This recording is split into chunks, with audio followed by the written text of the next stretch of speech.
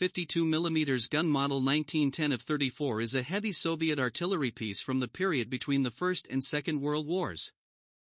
The weapon was obtained through further modernization of the 152mm howitzer model 1910, originally developed in France by the arms manufacturer Schneider for the Russian Empire. The first modernization of the 152mm gun was carried out in 1930, resulting in the 152mm gun model 1910 of 30. The 152mm gun model 1910 of 34 was a sufficiently powerful and long-range weapon with a large maximum elevation angle, 45 degrees. For this reason, it can be classified as a gun howitzer. The barrel of the 152mm gun model 1910 of 34 consisted of a tube, a casing, a connecting nut, and a muzzle brake. The weapon was equipped with a piston breech, a hydraulic recoil brake, and a hydropneumatic recuperator. The carriage of the gun was taken almost unchanged from the 122mm gun model 1931, A19. The carriage had sliding trunnions, metal wheels with load tires, and leaf springs. Automatic disengagement of the cushioning when spreading the trunnions was absent. The transport of the weapon was carried out as an integral unit. During the first modernization of the 152mm siege gun model 1910, it was possible to somewhat improve the characteristics of the weapon, but issues such as low mobility and small horizontal aiming angles remained unresolved. The new modernization was an attempt to address these problems by mounting the gun's barrel group onto a sufficiently modern carriage of the 122mm and 19 gun for that time. An experimental specimen of the weapon was sent for field trials on May 26, 1934, which lasted in two phases until January 16, 1935, after which the gun was sent for military trials. The tests were generally successful, and the artillery piece was adopted into service as the 152mm gun model 1910 of 34 and went into mass production. Interestingly, even in official documents, there was inconsistency in the name of the artillery piece, as the sufficiently large elevation angle provided grounds to classify the piece as howitzers.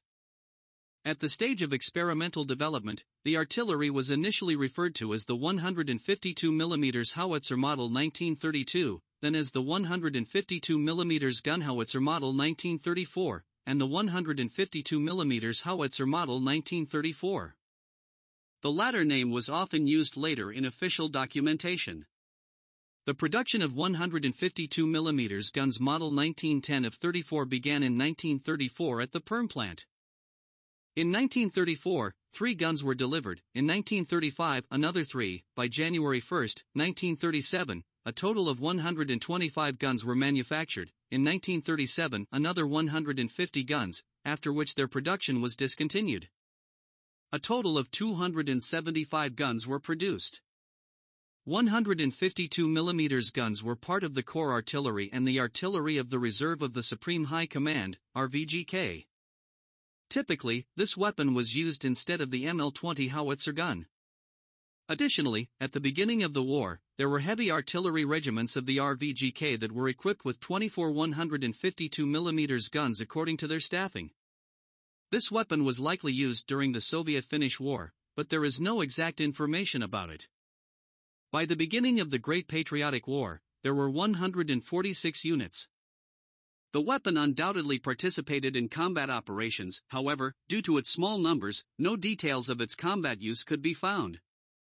The 152mm gun model 1910 of 34 was a significant modernization of the weapon from World War I.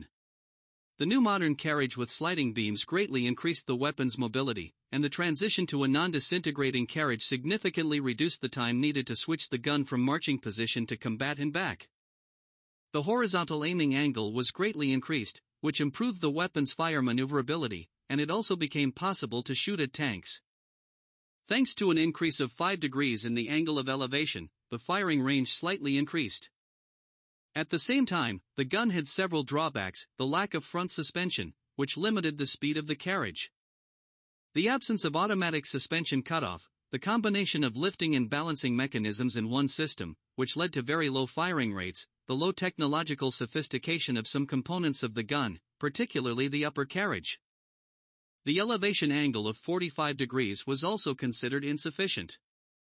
As a result, the improvement of the gun continued, ultimately leading to the creation of the 152mm howitzer gun ML-20.